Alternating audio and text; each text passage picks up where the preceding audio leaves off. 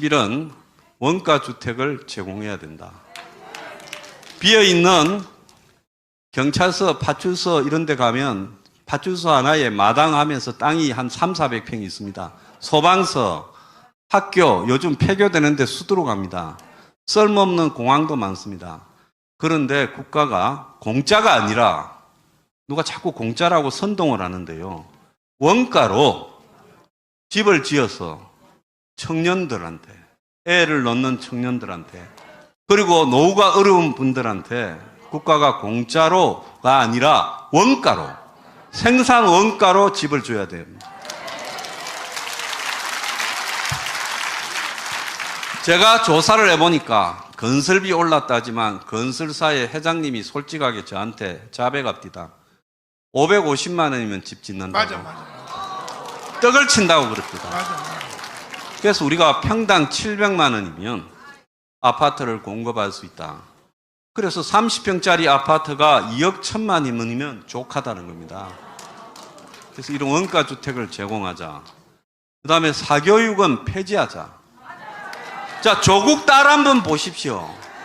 청문회 나가 거기 끌려놓은 장관 후보들, 자식들 한번 보십시오. 전부가 사교육 컨설팅. 그래서 부자들은 자식을 대학 보내는 한 3,000가지 방법을 갖고 있습니다. 자, 공부를 잘하나 못하나 똑같이 대학을 가야죠. 저는 고등학교 때 좀 놀았습니다. 그래도 서울대 간 이유가 뭔 줄 아십니까? 학력고사 점수를 받아서 등수대로 하니까 갔습니다. 제가 900등 했으니까 간 거예요. 그러니까 사교육을 폐지하고 사교육을 공교육 내에 흡수해서 학교에서 B급 교사들을, 요즘 얼마나 실업자 많아요? 대졸 실업자들을 과목별로 시험을 쳐서 일정한 자격을 갖추면 학교 시설 안에서 가르치게 해야 됩니다. 요즘 학교 얼마나 시설 좋아요. 그리고 보육요. 애들 유치원비를 보육비를 정부가 지원해 준대도 유치원에 한 달에 40~50만 원씩 더 갖다 줘야 되죠. 많은 데는 100만 원씩 더 줘야 됩니다. 요양병원 요즘 간병비 올려준다 해도요. 요양병원 딱 가면 어디 삽니까? 자식 지금 뭡니까? 물어가 부모 견적 냅니다. 그래서 몇백만 원씩 받아내고 없는 사람은 짐짝처럼 갖다 놓고 고려장 시킵니다. 아닙니까? 그래서 기왕에 국가의 돈이 들어가는 자식 보육이나 요양 문제에 있어서 국가가 공공적으로 운영해야 됩니다. 왜 그걸 업자한테 맡깁니까? 그러지 않습니까?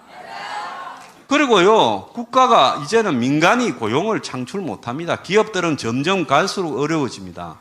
그러면 국가가 예산을 가지고 애들을 학교 내에서 가르치는 선생을 채용하고, 그리고 어린이들을 갖다가 보육시키는 보육교사들을 국가가 채용하고, 그리고 노인 요양원도 국가가 중공무원격인 인물들을, 젊은 애들을 채용해서 제대로 노인이 대우받도록 해야 됩니다.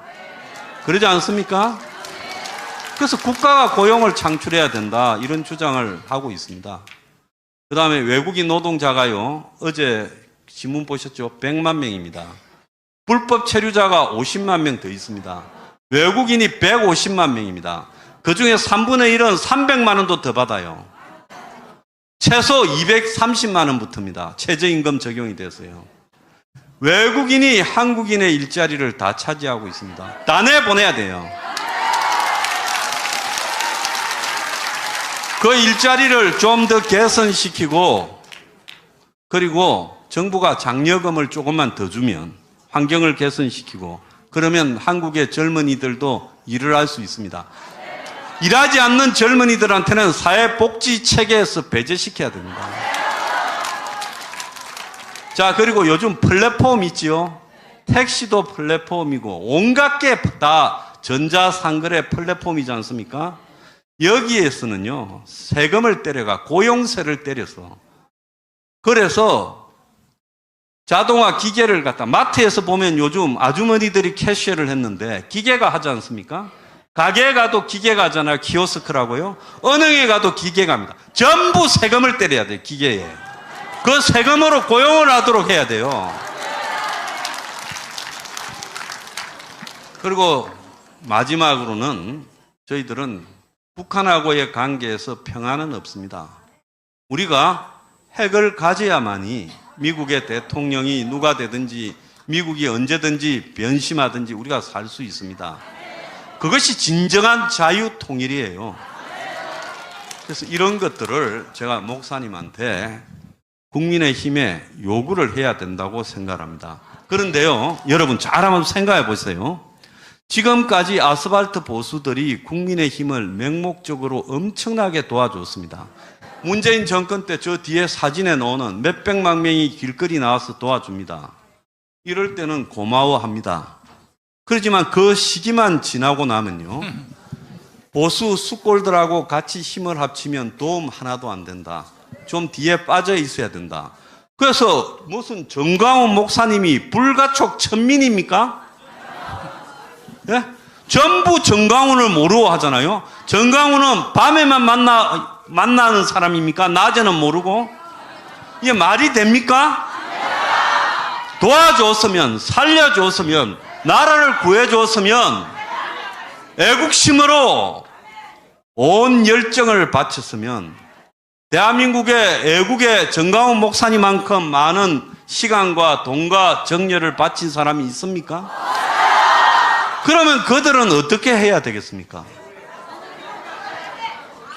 전 목사님이 성직자니까 정치에 직접 개입은 안 하더라도 나라가 어려움에 몰렸을 때, 예? 찾아와서 상의하고, 정중하게 용산대에 불러가지고 언언도 하고, 그럼 최소한 모습을 보여야 되지 않겠어요? 그런데 어떻게 합니까? 자, 이번에 한동훈이 되자마자 제가 그랬어요. 기착지를 알고 가야지. 사람이 선장이 누구가 되든 그게 국민의 힘을 구하는 게 아니다. 올바른 방향과 목적지로 가야 된다니까. 나침판이 있다고 하더만 제 말 들은 것 같아요. 자, 그 다음에 사회적 약자와 이 소외받은 사람들이 너무 많은데 이 사람을 위하지 않으면 안 된다. 이러니까 서민과 약자를 위한대요. 자, 이제는 어떤 사람을 또 찾아다니겠어요? 좌파를 찾아다니겠죠.